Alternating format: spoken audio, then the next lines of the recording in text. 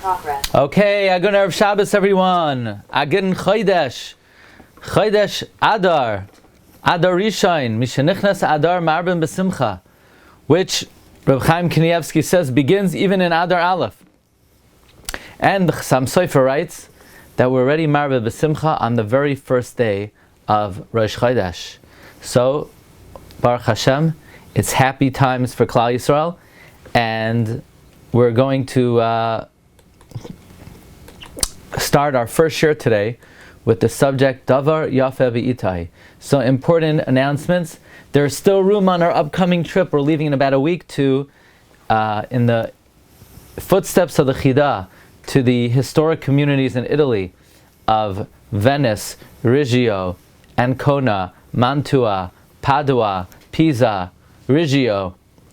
You could join us February 17th to the 22nd. You could also join us March 3rd through the 5th for our first ever Yarchei Kala. We have amazing subjects. Please join us for that. Upcoming Svarim, Baruch Hashem. Last night I nearly finished the upcoming Sefer on Chinuch Habanim, and hope to finish it this afternoon after the shir, and it will be start being prepared for publication. If anybody wants to be mishtatev in that Sefer or any of the upcoming Svarim in English on Lag BaOmer, the fire and the soul. Bez Hashem, this week, the book on Purim, the Concealed and the Revealed, Art Scroll is putting out in a new size, the pocket edition. So if you need to, besides the one you have on your shelf, you need to keep a few in your pocket, that will be available as well. Okay, Parshas Mishpatim. Parshas Mishpatim is the conclusion of Shovavim.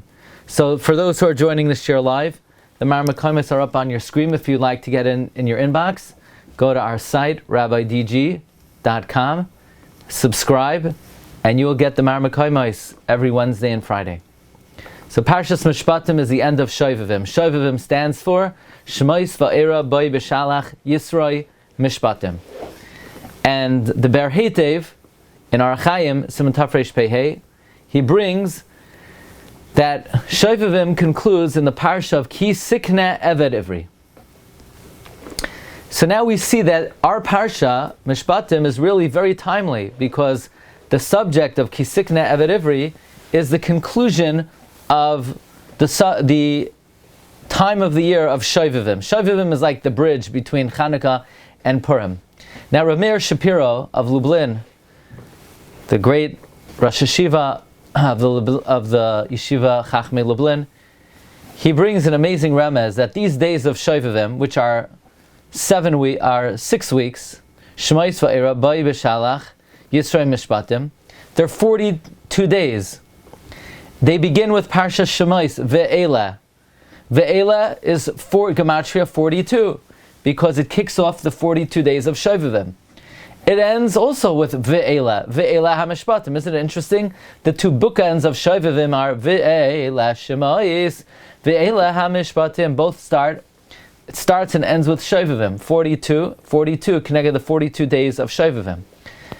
There's a teaching of the Arizal that the full tshuva for what is known as Hachet HaYadua, for being Moitzi Zar L'Vatala, is Pei Daled Tanesim, says Rav Meir Shapiro. That is alluded to in the two Ve'elas. Now, why are these the weeks of Shovavim? Why are these the weeks that are designated for tikkun, for this sin? And it's interesting that the Ber Heitev brings from the Arizal that when Adam Harishon, after he sinned with the Eitz Hadas, he separated from Chava, and during those 130 years, that he separated from Chava, he was Moitzi Zara, and those neshamas were reincarnated in the Dar Hamabel, and the Dar Haflaga, in the Dar Mitzrayim. So the whole reason why these weeks are designated for a tikkun, for that Avera, is because these weeks in the Torah we read about the tikkun of these Gilgulim, because the Dar Hamabel and Dar Haflaga was reincarnated in the generation in Mitzrayim. And it's interesting that the Zohar HaKadosh on Parshas Mishpatim says Ve'ela HaMishpatim, the Zohar HaKadosh says Ilain Inun Sidurin de Gilgula. So again, that shows a connection between the Yemei HaShoivavim and Parshas Mishpatim, which Kabbalistically is teaching me the order of the subject matter of Gilgul, which was a tikkun for these generations. Now, an amazing gematria that fits perfectly with this presentation is offered by the Aber Yaakov in his Sefer Pituchei Chaisam. He says the word HaMishpatim is gematria guf u'neshama, body and soul. That this parsha tells us about the judgments not only for the guf but for the neshama as well. Now, we're now in Chodesh Adar, and Parshas Mishpatim we always read right before Adar or during Adar. So you would think, if Davar Yafeh B'itai, what does Parshas Mishpatim have to tell us about the Yom Tov of Purim? Sure enough, the Chida in his Sefer Chomes Anach, this was sent my way by my dear friend Rabbi Ansel of France. He says that the pasuk V'yatsa Chinam Ein Kasef is a remes to Haman. Could anybody see how in the pasuk V'yatsa Chinam Ein Kasef we have a remes to Haman? Well, the Soifei Tevos of Yatsa Chinam Ein, V'yatsa ends in a Hey, Chinam ends in a Mem, Kasef ends in a Ein ends in a Nun, V'yatsa Chinam Ein Kasef, that's a remes to Haman. In fact, the Chida writes in the Chomes Anach, V'yatsa Chinam Ein, it's Soifei Tevos Haman, because he bought us without money. Like it says, HaKesef Nasan Lach. HaKesef Nasan Lach. So in other words, he purchased us without money. Achashverosh says, keep the money. And Hashem will redeem us without kesef as well. Like it says, Chinam Nimkartem. So V'yatsa Chinam Ein is Soifei Tevos Haman.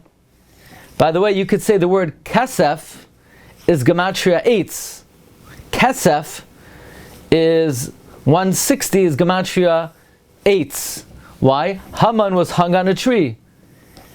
The Rashi Tevos V'yatsa Chinam Ein is gematria Ka, that Hashem helped us. Okay. Furthermore, says the Chida, according to Rabbi Yonasan Eibeshitz, the 10,000 kikar kesef was given for tzedakah. But the truth is, it was really for his downfall. Why? Whoever thought to give money to tzedakah to destroy a complete ummah?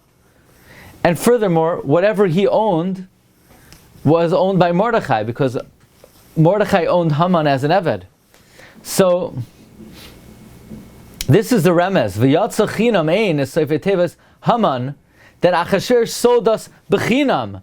But Haman did tzedakah with it? No, Ein Kasef. It's not considered a mitzvah. Why? Ein Kasef. Because it ended up that tzedakah was for his downfall, and ultimately he was kesef as gematria 8, which is that's where he was hung. So from the pasuk V'yatsa Chinam Ein Kasef, it's a remez to the hanging and the downfall of Haman.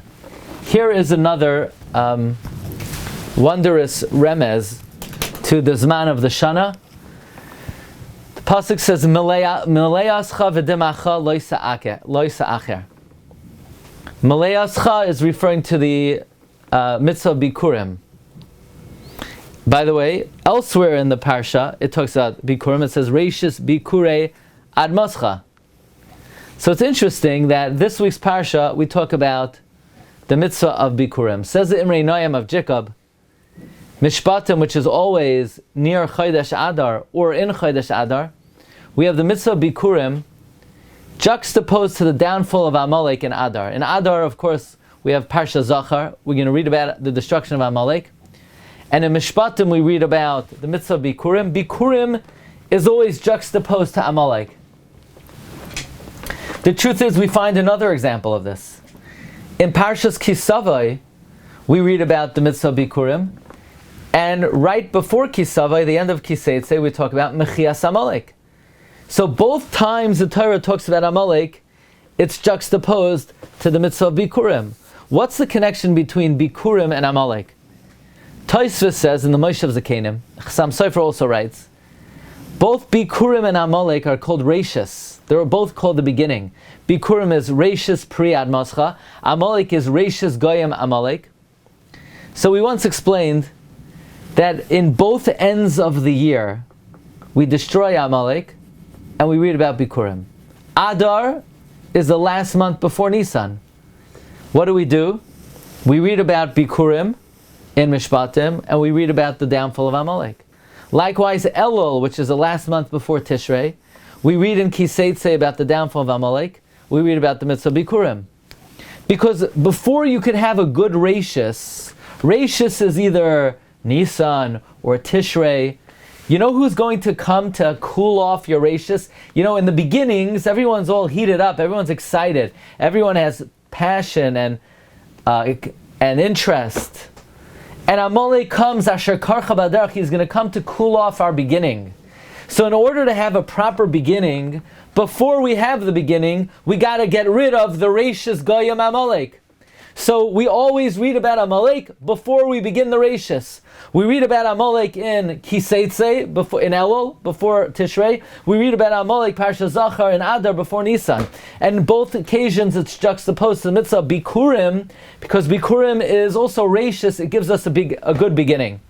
Furthermore, Chazal tell us that Amalek comes when we're ingrates, when we're kafoi toiva.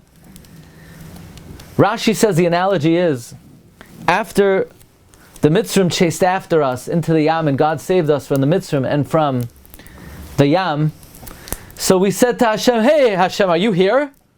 Hashem said, am I here? I just saved you from Mitzrayim and from the Yam. What do you mean, am I here?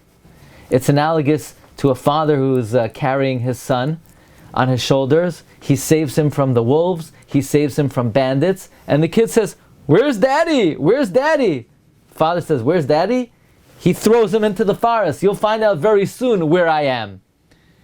So Amalek comes when we're ingrates. We know the mitzvah Bikurim, Rashi says, is Shaloi Tehei Kafoi Toiva. The mitzvah Bikurim is the direct antidote to Amalek. When Amalek comes and says, where's God? Where's God? Why are we ungrateful in our life? Because we think that all of our success, we amassed it ourselves, we worked for it ourselves, so who should we be grateful for? We did it ourselves. Because we're basically asking, where's God? This is our own work. And therefore the mitzvah Bikurim is the antidote to Amalek. And this is very important before Nisan and before Tishrei. Rav Miller would always say, before you ask God for a new year, you always have to thank Him for the previous one. So therefore, before Nisan, before Tishrei, we eradicate Amalek, we get rid of being Kafoi Toiva, and we focus on the mitzvah Bikurim. Okay, Rabbi Glatstein, here's another amazing connection between Parshas Mishpatim and the Zman of the Hashana. We mentioned this is the closing of Shovavim. We read in this week's Parsha, Malei Ascha v'dimascha lo yisa'acher. Your fullness, your Bikurim and your Truma do not delay. B'char banecha titen li. Your firstborn son give to me. Reishis Bikurei ad mascha tavi beis Hashem alekecha. Reb Chaim Vital in the Sefer Halikutim, he says something astounding. You know what the pasuk says? Malei ascha v'dimascha lo yisa'acher. It means don't delay getting married. Malei ascha. As soon as you hit 18, v'dimacha. Dimacha is your seed, your zera. Don't delay it. B'char banecha. Because if you get married young, then your firstborn zera, your tipa rishona, will not, heaven forbid, be cast away. You'll be able to use it for Pru'ravu. However, if you delay getting married, then you're not going to give me Reishis Bikurei Ad Mascha, your first drop. And in the same token, says Reb Chaim Vital, when it says Reishis Bikurei Ad Mascha Tavi, Tavi is a lashon of bia, relations, not Chas v'Shem hashchasa. And if you're careful to do that, Lo Sevashel Gedi B'Chalev Imai, it will ensure the vitality of your descendants. By the way, the Or Chaim HaKadosh likewise says, Reishis Bikurei Ad Mascha Tavi Beis Hashem Lekecha, that it's a remez not to be mashcha zarai, that tipa rishayna should be muva Beis Hashem. Like it says, Beis Hashem, Beisai is Ishtai. Lo Sevashel Gedi B'Chalev Imai. This is a remez that one who's mashcha zera, it causes chas v'shalom, the lack of vitality of one's seed.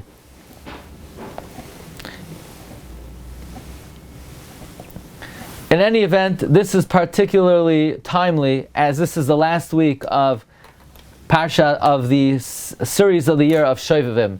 Reb Tzadok HaKohen writes, though, that even if a person did not rectify what was needed in the first 5 weeks of Shovavim, even on the very last Shabbos, one could still be misakein what is needed to be misakein in the Zman of Shovavim. So this is Davar, Yafeh, Be'itai, Parshas, Mishpatim. We move on to the next segment. Recording stopped.